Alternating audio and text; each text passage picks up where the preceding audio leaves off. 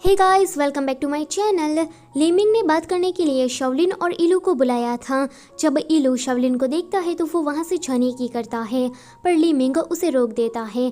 Liming इन दोनों को बताता है कि आजकल शियादी और लिनफेंग फेमस हो गए हैं, तो मैं इसके लिए एक गेट टुगेदर पार्टी रखना चाहता हूँ। शाओलिन कहती है कि ये तो काफ़ी ज़्यादा अच्छा आइडिया है। फिर लीमिंग उस एक्सीडेंट यानी कि फनियांग की मौत के बारे में बातें करने लगता है, तो ये सुनकर इलू वहाँ से चला जाता है। लीमिंग उसके पीछे जाता है तो इलू कहता है कि तुम शियादी के पीछे कब तक पड़े रहोगे? शियादी ने फनियांग को नहीं मारा है, तुम ये बात समझते क्यों नहीं हो? लीमिंग कहता है कि इस बात को साबित करने के लिए मैं गेट टुगेदर पार्टी रख रहा हूँ एंड इसी पार्टी में मैं शियादी की सारी पोलें खोलूंगा। फनियांग को उसने सिर्फ मारा ही नहीं है पर उसका काम भी चुराया है, देख लेना मैं ये सब कुछ करके रहूंगा। अगले सीन में हम शाओफे को हॉस्पिटलाइज देखते हैं क्योंकि ट्रेनिंग में आने के बाद उसने अपना पैर तुड़वा लिया था। शाओफे इन दोनों से कहता है कि मैं पेशेंट हूँ, जरा मुझे भी खाना दो, कब से तुम दोनों ही खाए जा रहे हो?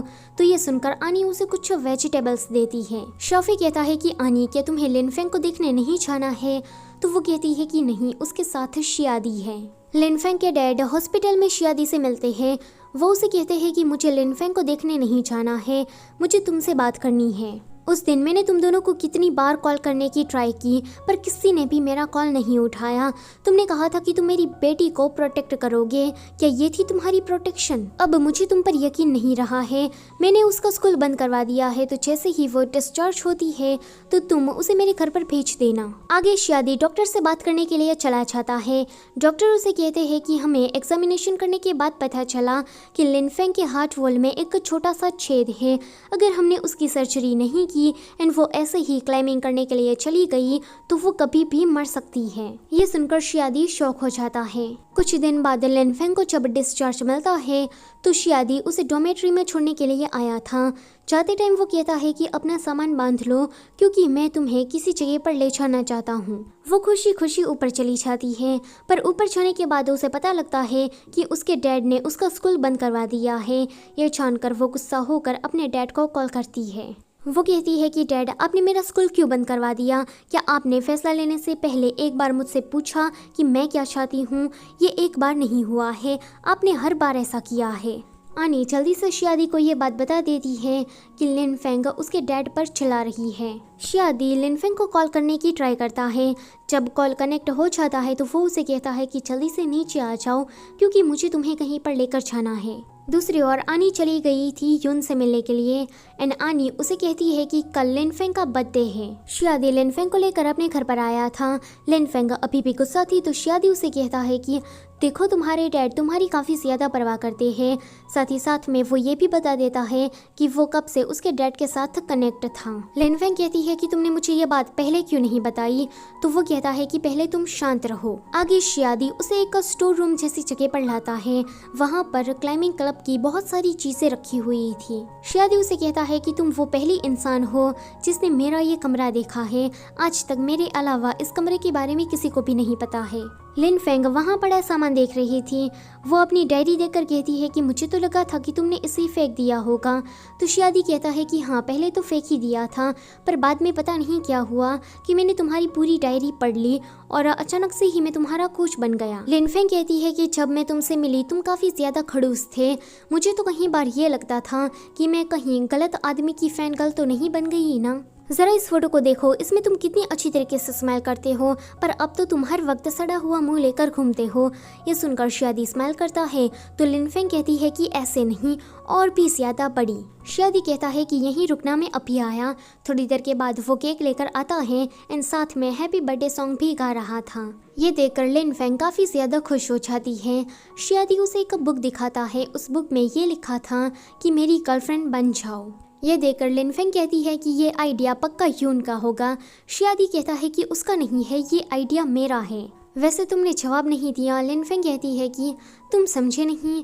आगे वो कैंडल ब्लो करने लगती है एंड अपना मुंह ऊपर करती है। उसे देखकर शियादी उसे किस कर लेता है। इसका मतलब कि लिनफेंग का जवाब हाँ था। अगले सीन में हम देखते हैं कि शादी लिनफेंग की मेडिकल रिपोर्ट चेक कर रहा था तो वहाँ पर लिनफेंग आती है।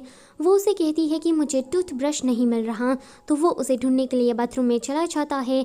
तभी ही लिनफेंग अपने उस रिपोर्ट को अपनी पॉकेट में डाल देती है एंड आगे वो बाथरूम में जाकर अपने रिपोर्ट को देखती है।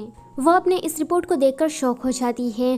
वो जब बाहर आती है तो उसका मुंह उतरा हुआ था। उसे देखकर शादी समझ जाता है कि इसे पता लग गया है। वो उसे कहता है कि मैं तुम्हें घर लेकर जाना चाहता हूँ, प्लीज़ तुम अपने डैड से एक बार बात कर लो, तुम्हारे वहाँ जाते ही मैं तुम्हारे साथ आऊँगा। वो कहती है कि ठीक है। अगले दिन शादी येजी से कहता है कि तुम लिनफेंग का रिजाइन लेटर तैयार कर दो। वो कहती है कि ठीक है। आगे वो दोनों गेट टुगेदर पार्टी में चले जाते हैं। यहाँ पर ली मिंग कुछ रिपोर्टर से बातें कर रहा था। माहौल बहुत ही ज्यादा अच्छा था, पर शाओलिन बीच में आ जाती है और कहती है कि लिनफेंग, तुम्हें याद है ना कि मैंने तुम्हें हराया था और तुम्हारे पास से एक चीज़ मांगी थी, तो आज मैं वो चीज़ तुमसे मांगना चाहती हूँ। लिनफेंग कहती है कि हाँ मुझे याद है। शाओलिन 2 रिंग दिखाकर कहती है कि लिनफेंग, मैं चाहती हूँ कि तुम मेरी और शादी की विटनेस बनो। ये सुनकर आनी कहती है कि पागल हो गया, सबको पता है कि लिनफेंग और शादी अब रिलेशन में है। शाओलिन कहती है कि शादी ने मुझसे वादा किया था कि वो हर वक्त मेरे साथ रहेगा। तो आनी कहती है कि शादी तुम्हें जरा सा भी पसंद नहीं करता है, तुम ये बात समझती क्यों नहीं हो। शाओलिन कहती है कि ठीक है, हम पिछले 5 सालों से एक साथ रहते आ रहे हैं, सभी को ये लगता है कि हम कपल हैं। तो लिनफेंग, क्या तुम्हें शादी पर इसके बारे में शक नहीं होता कि हमारे साथ कुछ हुआ होगा? अगर तुम्हें शादी पर शक है तो तुम हमारी विटनेस बनोगी, अगर तुम्हें शक नहीं है तो मैं खुशी खुशी शादी को तुम्हें दे दूंगी। ये सुनकर लिनफेंग उस रिंग को ले लेती है। सभी लोग शौक। शादी कहता है कि लिनफेंग, पर लिनफेंग ने तो वो रिंग वापस से शाओलिन के हाथ में पकड़ाने के लिए ली थी। वो उसे कहती है कि तुम चाहे जो भी कह लो, पर मुझे शादी पर बहुत ही ज्यादा भरोसा है।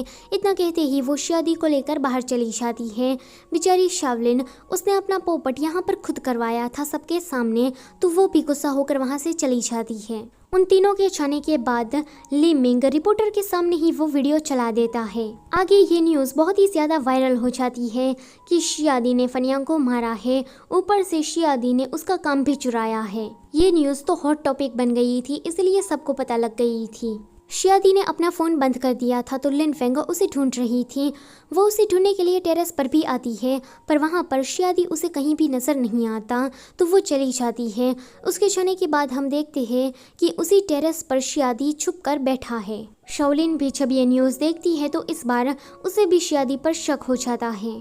लिनफेंग शादी का उसके घर पर इंतजार कर रही थी। जब शादी वहाँ पर आता है तो वो उसे कहता है कि तुम अपने डैड के पास नहीं गई, जल्दी से वापस जाओ, एंड हाँ, आज से मेरे और तुम्हारे रास्ते अलग हैं, तो आगे से मुझे कांटेक्ट मत करना। दूसरी तरफ लिनफेंग के डैड चलते चलते ही बेहोश हो जाते हैं। लिनफेंग अभी डॉर्मेट्री में थी, वो आनी से बात कर रही थी।